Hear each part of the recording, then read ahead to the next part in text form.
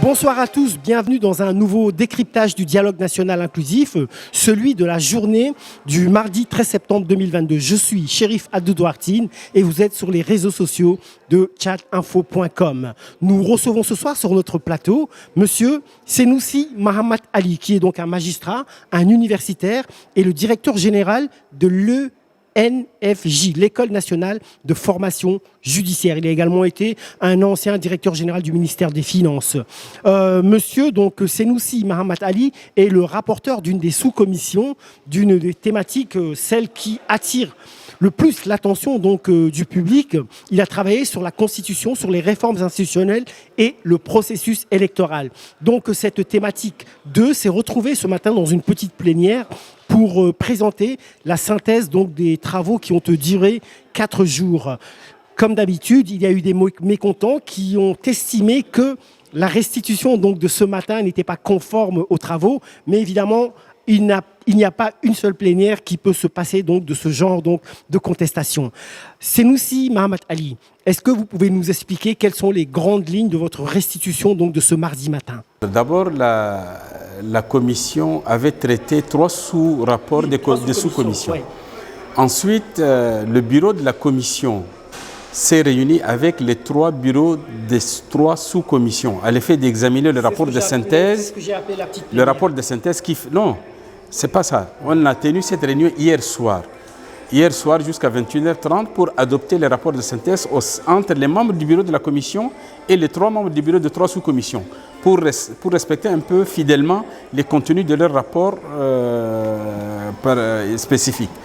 Et c'est sur cette base maintenant qu'on a soumis ce rapport à la plénière de ce matin à l'effet de recueillir les orientations ou les observations nouvelles pour que le rapport puisse être le plus fidèle possible un peu aux orientations qui pourraient nous être fournies. La restitution de ce matin, c'est le rapport définitif? Non, c'est le rapport de synthèse maintenant qu'on a convenu avec les bureaux des membres des sous-commissions.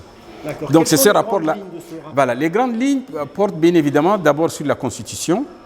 On s'est rendu compte que le Tchad a besoin du moins une Constitution, quand même c'est le cadre légal nécessaire qui doit régir le Tchad de demain. Nous avons rappelé que cette Constitution doit s'inspirer de la Constitution de 1996, qui est l'émanation de la Conférence nationale souveraine. Et cette Constitution ancienne de 1996 donc avait été élaborée dans un cadre trop consensuel, si bien que la classe politique à ce jour maintient son attachement à cette Constitution, malgré les différentes modifications qui ont intervenu, mais la référence essentielle, c'est celle-là. Alors, en parlant un peu de la Constitution, par ricochet, on a abordé une autre question qui n'est pas de moindre, notamment la forme de l'État. La forme de l'État, 2 courants se sont affrontés. Le premier dit que puisque l'État unitaire décentralisé a échoué depuis les indépendances, il était question de tester un autre modèle qui est le modèle fédéral. Ce qui a suscité quand même un débat de fond, un débat très riche. Les tenants du fédéral disent que le Tchad connaît des difficultés de développement, les difficultés des disparités entre les différents citoyens, les problèmes d'exclusion, des replis identitaires, donc tout ne marche pas. Alors, ça veut dire que c'est l'État unitaire qui ne marche pas. Donc il était question de changer de modèle, de paradigme. Les tenants du système unitaire disaient, mais non, malgré les critiques portées sur le modèle décentralisé, nous n'avons jamais testé en réalité le modèle décentralisé du moment où l'ensemble du cadre légal n'a pas été effectivement mis en place. La décentralisation a été testée, mais ce fut un échec. Non, ça n'a pas été. Justement, aujourd'hui, au niveau des différentes communes de N'Djamena, soit les gens ne comprennent pas, soit ils agissent comme si ces textes n'existaient pas. Parce que le gouvernement qui n'a pas mis en œuvre ce qu'on appelle la décentralisation. Il y avait des mesures ponctuelles qui ont été mises en œuvre, mais il manquait une politique publique cohérente du gouvernement à l'effet de mettre en place une politique de décentralisation au niveau du découpage électoral, au niveau de transfert des pouvoirs et des ressources, au niveau de l'autonomisation financière de ces collectivités, au niveau aussi bien de l'organisation locale pour permettre aux gens de concevoir des programmes et des projets de développement locaux. Rien n'a été fait à tous ces niveaux. Donc la décentralisation était restée au niveau des textes et dans la mise en œuvre, forcément, ça ne peut pas prospérer. L'échec donc de cette décentralisation tentée il y a quelques années, n'est-ce pas dû tout simplement à un manque de communication de la part de l'État et un manque d'autorité également? Certains ont évoqué le manque de volonté politique. Et bien évidemment, l'État ne voulait pas qu'il y ait des unités qui se détacheraient en termes des liens fonctionnels avec l'État central. Donc, on n'a pas procédé véritablement à une décentralisation, mais plutôt à une déconcentration de l'exercice du pouvoir. Ce qui fait que vous voyez, les gouverneurs, avec les préfets, les sous-préfets, ont un rôle dominant dans l'organisation administrative et que les unités décentralisées, d'ailleurs les élections n'ont été portées que sur 44 communes, alors que les Tchad en comptait des centaines. Même phase pilote, ça a trop duré. Si bien que les gens ne se sont rendus compte que cela n'a pas donné l'impact nécessaire. Et d'ailleurs, les unités administratives dans le cadre de la décentralisation telle que mise en place aujourd'hui, vous constatez que N'Djamena n'arrive pas à satisfaire aux besoins même des populations de N'Djamena. Chaque saison de pluie, il y a des problèmes, alors qu'il y a la commune de N'Djamena et les communes des arrondissements qui ne s'entendent pas, sur tout et sur rien. Mais c'est justement parce que cette notion de décentralisation n'a pas été acceptée par tout le monde ou n'a pas été comprise. Parce qu'elle n'a pas été mise en œuvre. Je parle de politique publique cohérente en matière de décentralisation. Certaines personnes disent également que cet échec est dû peut-être au manque de ressources humaines. Oui, ressources humaines, c'est l'une des conséquences. Vous ne pouvez pas créer une unité sans lui donner les compétences requises pour mener ces politiques.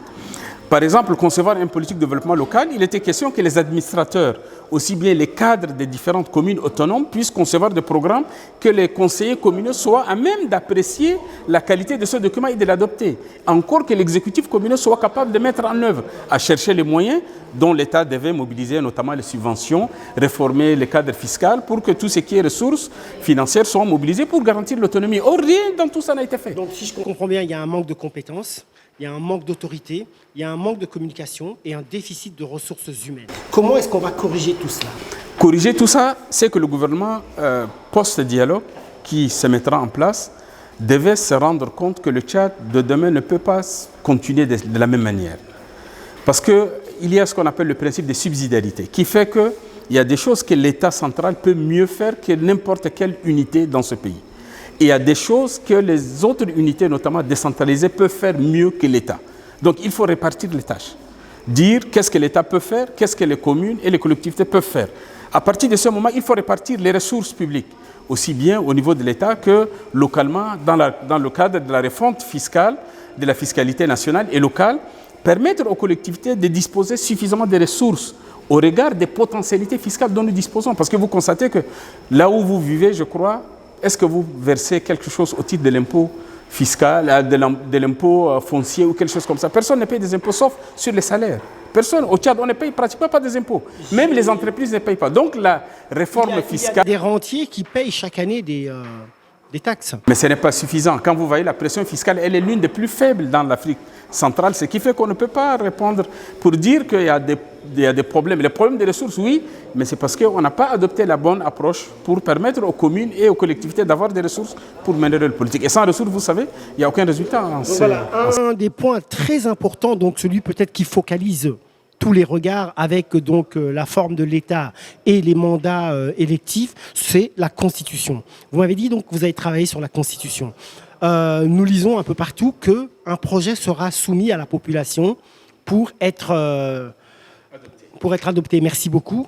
Donc, ce projet sera donc rédigé par votre commission ici ou bien alors sera rédigé par une constituante qui prendra donc ses fonctions après le dialogue ne peut rédiger une constitution. L'idée, c'est d'arrêter les grands principes de la Constitution sur la forme de l'État, sur les grands principes, sur les institutions, et donc permettre à une équipe constituante post-dialogue de se mettre en place. Qui aura quelle forme juridique? La forme juridique, c'est constituante, c'est-à-dire c'est un mandat qui est accordé par le pouvoir post-transition qui lui dira, conformément aux résolutions du dialogue, rédiger cette constitution. La classe politique, les différents acteurs, les forces vives seront impliqués forcément pour que cette rédaction soit conforme à l'esprit et aux résolutions retenues au dialogue. De manière formelle, à quoi ressemblera cette constitution? Mais on a dit que c'est une constitution qui ressemblerait un peu plus à la constitution de 96. Non, la constituante, les personnes donc, qui rédigeront ce projet, donc quel sera le profil en fait de cette... Ce n'est pas nécessaire, mais forcément ce sont des juristes. Mais quelle que soit leur origine en termes d'appartenance politique ou d'obédience, forcément ce sont des juristes et qui sont liés par les résolutions du dialogue. C'est ça la pertinence. Du moment où ils sont liés, soit A, B ou C, soit D, E, ils vont rédiger conformément et ça ne posera pas de problème à ce niveau-là. D'accord, c'est nous Simon Badiali. Je reviens donc à ma question initiale qui était donc... On a parlé de constitution, on a parlé de la forme de l'État, on a parlé de la forme de l'État, donc les faits saillants, mais quelles ont été les grandes lignes de votre synthèse de ce matin? Les grandes lignes, il y avait trop de débats aussi sur le mandat du chef de l'État. Est-ce que c'est un mandat de 5 ans, de 6 ans ou de 7 ans? C'est un problème de fond. Quelle est la tendance qui se dégage? La tendance, il y a certaines propositions. Il y a 2 sous-comités qui ont, fort heureusement je dirais, traité la question. Certains ont cité régulièrement 5 ans, d'autres ont cité 7 ans. Au regard des répétitions faites sur ces propositions, les 2 commissions ont conclu sur 7 ans. Mais nous, au niveau de la commission, on s'est rendu compte, on a dit à la plénière, mais bon, puisqu'il y a 7 ans et 5 ans, est-ce qu'on ne peut pas faire la moitié? On a dit à la plénière, on pourrait faire la moitié, mais alors qu'est-ce que vous en pensez? La plénière de ce matin est revenue encore pour entériner 7 ans. Pourquoi? Entériner 7 ans au motif qu'il estimait que le Tchad, c'est un pays complexe et qui n'a pas de moyens. Que les élections d'un chef d'État qui représente le pouvoir public puissent se faire de manière très régulière risquerait de créer une certaine instabilité fonctionnelle. Donc l'idée, c'est d'assurer une stabilité de la fonction de chef de l'État à l'effet de lui permettre de conduire une politique, un programme de politique, et qui soit en déphasage avec les autres mandats. Sinon, si un mandat du chef de l'État est carrément calé au mandat de Parlement, ça veut dire que c'est un régime quasiment parlementaire. Et ce n'était pas ça l'objectif, je crois, de semi-présidentiel. Voilà. Donc le semi-présidentiel, il faut que le mandat du président se détache du mandat. Mais alors là, on parle du processus électoral. Ce qui dit processus électoral part vraiment de l'agenda donc des élections. Quel serait pour vous l'ordre des élections? Une présidentielle avant une législative ou le contraire? C'est une question forcément politique. Les gens peuvent s'entendre éventuellement. Mais l'idée, au fond, n'était pas sur cet agenda. Les partis politiques, personne n'a parlé de ça. Les gens ont insisté un peu trop sur le cadre légal des élections, notamment le code électoral, pour constater que les défaillances constatées notamment au niveau de la CENI, qui n'a pas atteint entièrement ses objectifs, tout le monde a retenu unanimement de mettre en place un nouvel dispositif qui ne ressemblerait pas à la CENI. Une instance permanente rattachée à la Constitution, donc prévue dans la Constitution, qui puisse gérer désormais les élections. Le bureau des élections serait un démembrement de cette unité qui reste pérenne. Donc il n'y a pas de nommer ponctuellement pendant quelques élections et c'est séparé. Non, loin de là. Il faut que l'instance soit pérenne, qu'elle reste constitutionnelle et donc qui fonctionne dans la durée pour capitaliser un certain nombre d'expériences en termes électoraux. Et surtout, la deuxième phase, que le processus électoral soit suffisamment transparent, contrôlable et donc les recours judiciaires qui pourraient intervenir puissent se faire avec des preuves factuelles. Quand vous menez une élection et que vous ne pouvez pas prouver que tel ou tel a fraudé, ça veut dire que ce n'est pas une élection. Donc tout ça a été pris en compte. Les participants ont de facto donc validé les recommandations formulées pour les experts de CODNI. Donc ils n'ont même pas fait commentaire, mais je crois ils ont vu que ça correspond. Donc de facto ils l'ont intégralement adopté. C'est ce qu'on a essayé de faire ressortir.